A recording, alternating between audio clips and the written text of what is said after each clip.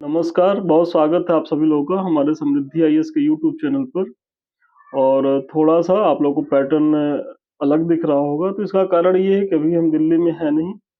और चूँकि आप लोग का नुकसान ना हो, तो इसीलिए हम घर से एक वीडियो बना रहे हैं।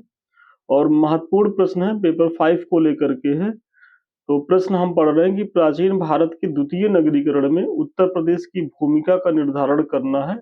और ये 8 अंक का प्रश्न है। आप लोग जानते ही होंगे कि आप लोग की परीक्षा में 2 टाइप का प्रश्न आता है। एक तो आता है 12 अंक का और दूसरा आता है 8 अंक का। जो 12 अंक का प्रश्न होता है, वो 200 शब्दों में लिखना होता है और जो 8 अंक का प्रश्न है, वो 125 शब्दों में लिखना होता है। और आगे बढ़ने से पहले संस्थान कुछ प्रोग्राम चला रहा है, तो इसके बारे में तो आपको चीज़ें बार-बार बताई ही जाती है संस्थान के द्वारा। और एक बार थोड़ा-सा हम संक्षेप में यहाँ भी बता दे रहे हैं कि देखिए हमारे 2 बैच चल रहे हैं। एक तो शून्य से शिखर बैच है। ये बैच उन बच्चों के लिए है कि जो खुदा न खास्ता इस बार किसी कारण से जो एक कट ऑफ संस्थान के द्वारा बताई गई है उस क्राइटेरिया में नहीं है या 80 के नीचे यदि हैं, तो जितने भी बच्चे 80 के नीचे हैं उनको तो एकदम 2026 के पीसीएस को लेकर लगना होगा। और उसके ऊपर जो बच्चे हैं वो उम्मीद कर सकते हैं, अगर सीटें बढ़ती हैं तो उनको मेंस लिखने का अवसर मिलेगा। और जो 85 से प्लस हैं तो वो तो एकदम मुख्य परीक्षा में लगे। तो इसी के तहत शून्य से शिखर बैच जो है वो 2026 को लेकर के टारगेटेड बैच है। और अब की बार जो मेंस पर हमारा बैच चल रहा है, ये बैच जो है ये बेसिकली इस बार उन बच्चों के लिए है कि जो मुख्य परीक्षा देंगे। तो ऐसे में अभी 2 बैच हमारे चल रहे हैं। एक पेपर थर्ड से बैच है जो 15 अक्टूबर से स्टार्ट है और उसमें आई थिंक करीब 15-16 टेस्ट हो भी चुके हैं। और जो अभी लेटेस्ट बैच हमारा पेपर 5 से शुरू है, तो ये 27 अक्टूबर से है। तो आप जिसमें भी योग्य समझे अपने आप को वहाँ एडमिशन ले सकते हैं। और अधिक जानकारी के लिए 7303307507 पे आप संपर्क कर सकते हैं। साथ ही साथ यहाँ आप देखेंगे कि होता क्या है कि भाई अगर हम टेस्ट सीरीज़ प्रोग्राम में क्या देंगे, तो डेली आपको प्रश्न देंगे, आप उसको लिख करके दिखाएँगे। देखिए स्क्रीन पे दिख रहा होगा, कुछ इस तरीके से आपकी कॉपी का मूल्यांकन होगा। जो भी कमी रहेगी, वो संस्थान के द्वारा कमेंट करके बताई जाएगी। यदि आपका 1 नंबर, आधा नंबर भी कट रहा है, तो क्यों कट रहा है और कैसे आप और ज़्यादा इसमें इम्प्रूव कर सकते हो। तो ये सारी चीज़ें संस्थान के जो मेंटर हैं, जो कॉपी लोग चेक करते हैं, वो पूरा कमेंट करेंगे। और जब आपकी कॉपी का मूल्यांकन हो जाएगा, तो मॉडल आंसर भी दिया जाएगा। मतलब संस्थान आपको ऐसा नहीं कि कॉपी को चेक करके छोड़ दे, यहाँ मॉडल आंसर दिया जाएगा। और करीब-करीब संस्थान का ये उद्देश्य है कि 750 प्लस प्रश्न जो है आपको यहाँ कराया जाए इसी तरीके से। और सोचिए कि अगर इतना आप प्रश्न कर लेते हैं, तो कितनी अच्छी स्थिति में रहने वाले हैं। तो इससे जुड़िए, इसका लाभ उठाइए। और देखिए ये हमारा मॉडल आंसर है। इसी तरीके से डेली जब आपकी कॉपी का मूल्यांकन हो जाएगा, और ये सेम डे की प्रक्रिया, ऐसा नहीं कि कॉपी आज आप प्रश्न लिखेंगे तो 4 दिन के बाद उसका मूल्यांकन होगा, तो उसका 1 हफ्ते के बाद मॉडल आंसर मिलेगा।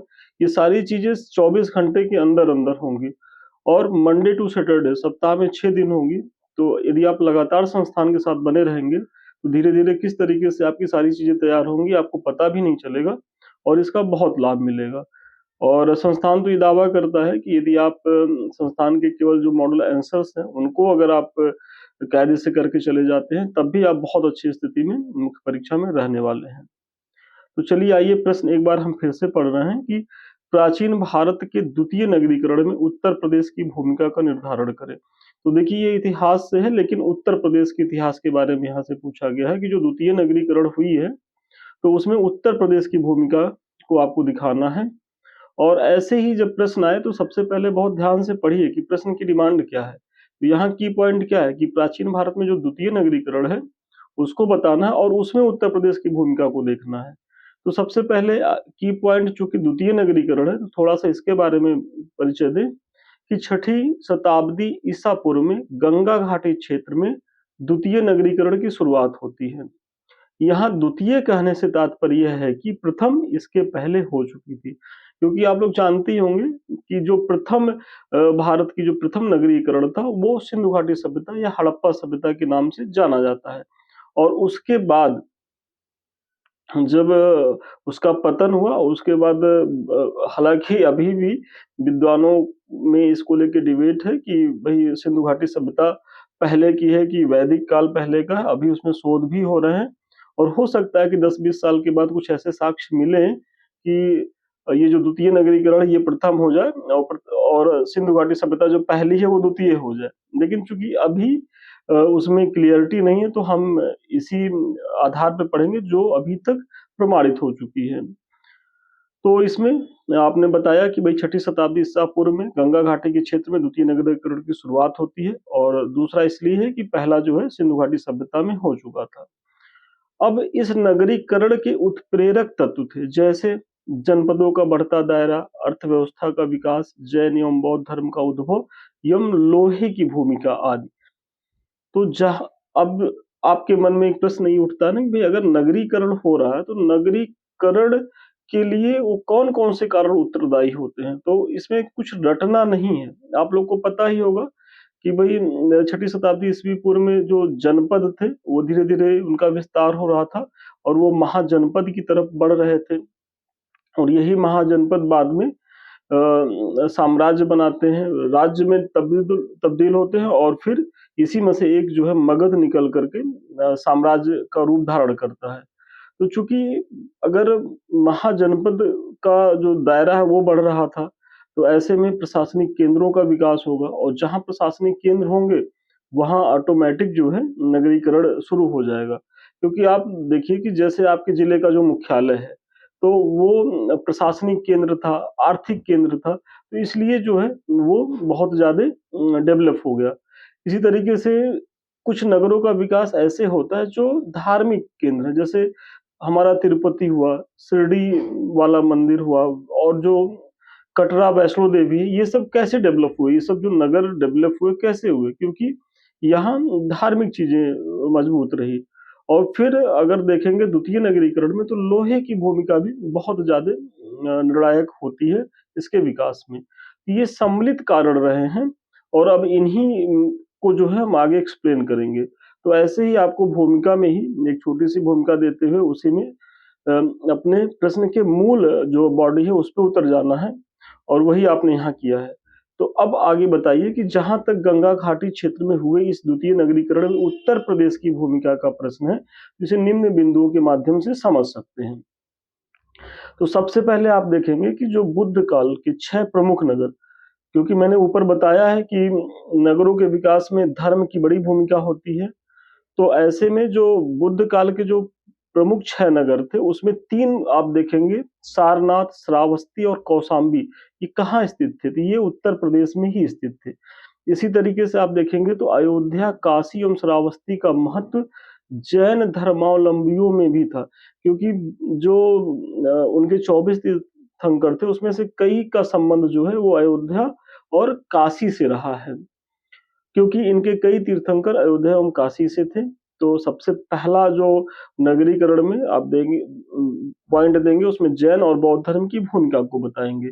फिर अगला इसमें जो महत्वपूर्ण पॉइंट हो जाता है कि 6वीं शताब्दी ईसा पूर्व में भारत राजनैतिक रूप से 16 महाजनपदों में विभक्त था, जिसमें से 8 महाजनपद अकेले उत्तर प्रदेश में। वही जो मैंने पीछे बताया कि भाई अगर कहीं कोई राजनीतिक केंद्र स्थापित होता है, तो जब राजनीतिक केंद्र स्थापित होगा तो वहाँ राजमहल बनेंगे, प्रशासनिक कर्मचारियों, अधिकारियों के भवन बनेंगे और लोगों का आना-जाना होगा। तो जब आना-जाना होगा तो एक पूरा एक इकोसिस्टम डेवलप हो जाएगा नगरीकरण का।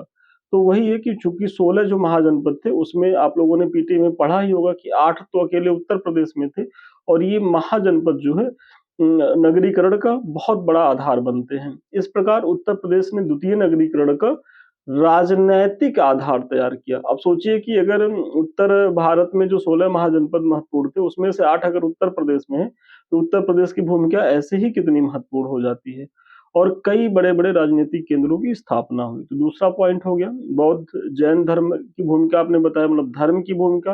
फिर 16 महाजनपदों में से 8 जो महाजनपद उत्तर प्रदेश में हैं, उनकी आपने भूमिका की चर्चा कर ली। अब आगे आते हैं लोहे की भूमिका। तो लोहे का सर्वप्रथम साक्ष्य आपको कहाँ मिलेगा? तो जो अतरंजी खेड़ा है, आपने पीटी में खूब पढ़ा है, उत्तर प्रदेश के एटा जिले में स्थित है। तो सबसे पहले जहाँ मिलेगा वहीं के लोग इसका प्रयोग करना शुरू करेंगे।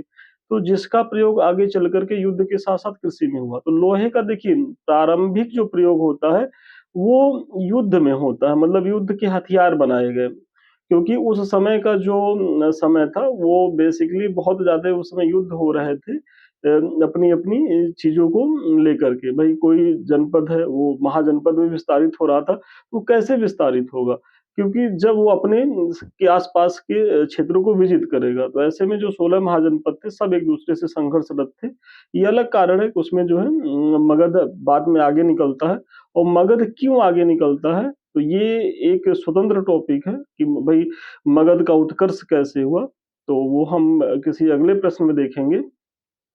तो आप ऐसे देखिए कि लोहे की भूमिका, क्योंकि लोहे भई आरंभ में भले ये युद्ध के क्षेत्र में ही था, लेकिन ये जब कृषि के क्षेत्र में इसका प्रयोग होता है, मतलब इससे जो है कृषिगत उपकरण जो बनाए गए और जो फाल बनाए गए जिससे गहरी जुताई की गई। तो जब गहरी जुताई की गई और उसमें जो अन्न का उत्पादन शुरू हुआ, तो वो बहुत विस्तृत पैमाने पर हुआ और साथ ही साथ इसके माध्यम से घने जंगलों को साफ करके जो कृषि योग्य जो भूमि है उनको विस्तारित किया गया। एक तो भूमि का विस्तार कर लिया गया और साथ ही साथ जो पहले भई वर्तमान में भी आप देखेंगे कि एक होती है बुआई, एक होता है जैसे एक होता है गाड़ करके उसको रोपनी करना होता है, तो उसमें प्रोडक्शन ज़्यादा होता है, ना कि ऐसे छींट करके। तो जब गहरी जुताई से एग्रीकल्चर प्रारंभ हुआ, तो ऐसे में कृषि अधिशेष उत्पन्न हुआ। मतलब कि जो प्रोडक्शन 1 बीघे में होता था, उससे दुगना-तिगुना प्रोडक्शन हुआ और जब दुगना तिगुना प्रोडक्शन होता है, तो कृषि भी अर्थव्यवस्था का मुख्य साधन था इस समय तक आते-आते, कृषि और पशुपालन और बेसिकली अब तो कृषि मुख्य भूमिका में आ चुकी थी। तो ऐसे में जब कृषि अधिशेष उत्पन्न हुआ, तो इसने जो है अर्थव्यवस्था को बढ़ाया और जब अर्थव्यवस्था विकसित होगी, तो नगरीकरण के लिए वो बहुत बड़े आधार का काम करेगी। तो इस पॉइंट को भी आप जोड़ के देखिएगा कि लोहे की क्या भूमिका रही। फिर अगली जो आप भूमिका देखेंगे, तो गंगा यमुना द्वारा लाई गई जलोढ़ मिट्टी भी विविध प्रकार की फसलों के लिए काफ़ी अनुकूल था, जिसने कृषि अर्थव्यवस्था को बढ़ाया। अब आप ऐसे सोचें कि भई आपके पास सारी चीज़ें हो, वर्षा के साधन हो और आप गहरी जुताई भी कर सकें, लेकिन अगर मिट्टी ही उपजाऊ ना हो, तो ऐसे में सारे उपकरण, सारी चीज़ें धरी की धरी रह जाएँगी। भई बंजर ज़मीन पे क्या प्रोडक्शन होगा? तो वही चीज़ें भई जो उत्तर प्रदेश के साथ एक बड़ी महत्वपूर्ण उपलब्धि ये रही कि इसकी जो भूमि है, वो गंगा यमुना की जलोढ़ मिट्टी से निर्मित है, कि जहाँ बहुत कम प्रयास से बहुत ज़्यादा जो है, वो अनाज उत्पन्न किया जा सकता था। तो ये भी एक बड़ा कारण था, तो आप इसको भी बताएँगे कि नगरीकरण में क्योंकि भई जब कृषि बहुत उन्नत अवस्था में होगी, तो ये अर्थव्यवस्था को बढ़ाएगी क्योंकि इस समय राजस्व का जो सबसे बड़ा साधन रहा है, वो अर्थव्यवस्था में कृषि रही है। न कि भई आज आप देखेंगे कि जो अर्थव्यवस्था के जो 3 सेक्टर हैं, जिसमें सेवा क्षेत्र आता है, फिर दूसरा जो सेक्टर है उद्योग आता है, इंडस्ट्री है, तीसरा जो है एग्रीकल्चर। तो इसमें आप देखेंगे वर्तमान में एग्रीकल्चर की भूमिका सबसे कम हो गई है और सेवा क्षेत्र सबसे ज़्यादा है। लेकिन उस समय तो अर्थव्यवस्था का आधार ही एग्रीकल्चर था और ऐसे में एग्रीकल्चर विकसित हो रहा है, एग्रीकल्चर का विकास हो रहा है, तो ये नगरीकरण को स्वतः जो है वो जन्म दे देगा। इसकी भी आप चर्चा करें।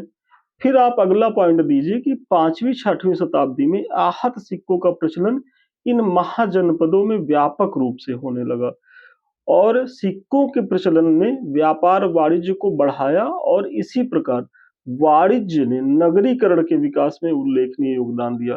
तो आप लोग जानते ही होंगे कि भई आप प्रोडक्शन कर लिए, सारी चीज़ें कर लिए, लेकिन व्यापार वाणिज्य के लिए एक विनिमय का साधन होना चाहिए, बाट-माप की इकाई होनी चाहिए। तो इन सबों का विकास आप देखेंगे 5वीं-6वीं शताब्दी तक हो जाता है और जो प्रोडक्शन है उसका अब लाभ के लिए उसको जो है बाज़ार में क्रय-विक्रय भी किया जाने लगा और जब क्रय-विक्रय किए जाने लगा तो उससे जो लाभ हुआ तो इससे जो कृषक इससे संबंधित थे, वो और ज़्यादा प्रोत्साहित हुए उत्पादन की तरफ। तो ऐसे में एक जो साइकिल होती है वो चली और फिर इसने नगरीकरण के विकास में उल्लेखनीय योगदान दिया। तो आप इसकी भी चर्चा करें कि जो कॉइन्स है, सिक्के की भूमिका। फिर अर्थव्यवस्था के विकास ने शिल्प और उद्योग धंधे के विकास के लिए वित्त एवं डिमांड दोनों ही पैदा की। बहुत महत्वपूर्ण पॉइंट है कि इसमें क्या कहा जा रहा है कि भाई अगर अर्थव्यवस्था की विकास होगी, तो जब अर्थव्यवस्था का विकास होगा तो लोगों की क्रय शक्ति क्षमता बढ़ेगी, और जब लोगों की क्रय शक्ति क्षमता बढ़ेगी तो वो चीज़ों का डिमांड करेंगे, और जब वो डिमांड करेंगे तो ऐसे में जो शिल्प हैं, उद्योग हैं, उनका विकास होगा।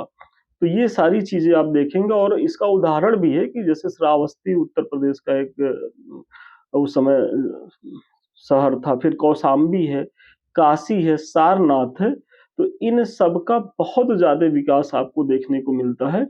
क्यों? क्योंकि अर्थव्यवस्था डेवलप हो रही थी, और इसमें पूँजी भी थी और डिमांड भी थी। तो इसने जो है नगरीकरण को बल दिया। तो ये सम्मिलित कारण है उत्तर प्रदेश में द्वितीय नगरीकरण की जो चीज़ें निकल के आती हैं। मतलब अगर देखा जाए तो उत्तर प्रदेश द्वितीय नगरीकरण का अगुवा बन के निकलता है। तो क्यों अगुवा बन के निकलता है? तो इसमें आपने ऊपर दिखाया जैन बौद्ध धर्म की भूमिका। फिर आपने दिखाया कि कैसे जो जनपद है वो महाजनपद में तब्दील हो रहा है, और 16 में से 8 हमारे उत्तर प्रदेश में ही हैं। फिर आप सिक्कों की भूमिका दिखा रहे हैं। फिर आप गंगा यमुना दोआब की उपजाऊ भूमि की आप चर्चा कर रहे हैं। फिर उद्योग और शिल्प ने किस तरीके से माँग और पूर्ति की चीज़ों को बढ़ाया। ये सारे सम्मिलित प्रयास बताते हुए अब एक छोटा-सा निष्कर्ष दे दें कि इस प्रकार उपयुक्त विवरण से स्पष्ट है कि उत्तर प्रदेश का द्वितीय नगरीकरण के विकास में महती भूमिका थी, जो अर्थव्यवस्था, राज्य व्यवस्था एवं धर्म तथा संस्कृति के संयोजन से विकसित हुई थी। बहुत महत्वपूर्ण लाइन है, क्योंकि आप देख रहे हो ना कि वो इसमें अर्थ भाई कहीं की नगरीकरण हो रहा है, तो उसमें अर्थव्यवस्था की भूमिका होगी, राज्य व्यवस्था की भूमिका होगी, और धर्म तथा संस्कृति की भी भूमिका होगी, और इसी के संयोजन में उत्तर प्रदेश में नगरीकरण का विकास हुआ, जो आगे चलकर विभिन्न साम्राज्यों के लिए आधार बिंदु का काम किया। तो इस तरीके से संक्षेप में एक निष्कर्ष देके आप अपने उत्तर को समाप्त करें। तो चलिए, आज की प्रश्न का उत्तर यहीं तक था, और मुझे बहुत भरोसा है कि इस प्रश्न के माध्यम से न केवल आपको एक मॉडल आंसर मिला होगा बल्कि कैसे भूमिका लिखनी है, कैसे निष्कर्ष लिखना है, कैसे बीच का पार्ट लिखना है, इसके बारे में भी हम कुछ बता पाए होंगे। इसकी चर्चा तो हमने कर दी है, तो अधिक जानकारी के लिए आप जो है 7303307507 पे संपर्क करके बैच को परचेज करें। और देखिए, अगर चीज़ें थोड़ा-सा मेंस को लेकर के आपको एक डर है, तो अभी आप करेंगे क्या? मुख्य परीक्षा तैयार रहेगा, मुख्य परीक्षा पढ़े रहेंगे, तो कभी भी पीटी पास कर लेंगे तो सफल हो जाएँगे। नहीं तो हमारे पास बहुतेरे ऐसे बच्चे आते हैं कि जो पीटी कई बार पास हुए होते हैं, लेकिन वो मुख्य परीक्षा में काम नहीं करते, आंसर राइटिंग नहीं करते। तो ऐसे में उनकी पीटी की भी सफलता जो है वो बहुत क्षणिक साबित होती है, और फिर वो वही सांप सीढ़ी वाले गति पे होते हैं कि एक कदम आगे बढ़ते हैं तो पुनः 2-3-4 महीने के बाद फिर वो अपने ही स्थान पे आ जाते हैं। तो आप इससे बचिए, क्योंकि मुख्य ही मुख्य, मैं बार-बार कहता हूँ, बाकी तो सब गौड़ है। तो आप ज्वाइन करें, इसका लाभ उठाएँ। और अधिक जानकारी के लिए आप जो है देखिए हमारे कुछ लिंक्स हैं। तो सबसे पहले तो ये हमारा समृद्धि आईएएस का जो ऑफ़िशियल चैनल है, इसको आप लोग ज़रूर टेलीग्राम का इससे जुड़िए, क्योंकि जो आप पढ़ा रहे हैं वो आप लोग मैसेज कर के इसका पीडीएफ माँगते हैं। तो देखिए, सप्ताह में जितने भी हम मेंस के कराएँगे, 2 वीडियो तो मेरा टारगेट है कि मंडे और फ्राइडे को हम 2 मेंस आंसर राइटिंग प्रोग्राम चलाएँ। तो ऐसे में इसका पीडीएफ आपको यहाँ मिल जाएगा। बस आप इसको जो है ज्वाइन करिए। 2 हमारे यूट्यूब के चैनल हैं, एक तो जिससे अभी हम आप रूबरू हैं, और दूसरा संदीप मिश्रा ऑफिशियल। तो ये दोनों चैनल आपके लिए बेहद उपयोगी हैं। तो अभी तक आप लोगों ने इसे यदि सब्सक्राइब नहीं किया तो सब्सक्राइब कर लें, और अधिक जानकारी के लिए या हमारे किसी बैच से जुड़ने के लिए आप 7303307507 पे संपर्क कर सकते हैं। तो चलिए, आज के लिए इतना ही। पुनः मिलते हैं नए वीडियो में, नए क्लास के साथ। तब तक के लिए धन्यवाद, शुभकामनाएँ आपको।